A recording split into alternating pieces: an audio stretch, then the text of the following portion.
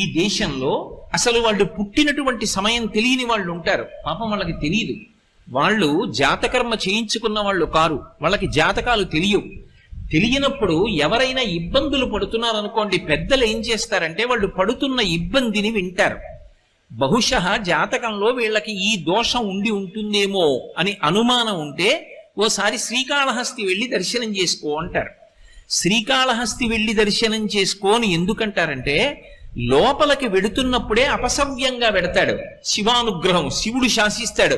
అపసవ్యం నీకిష్టం, వాడు నాకు అపసవ్యంగా వచ్చాడు, అవమానం నాకు, కానీ నేను దాన్ని సత్కారంగా స్వీకరిస్తున్నా, వాడి జోలికి నువ్వు వెళ్ళడానికి వీల్లేదు.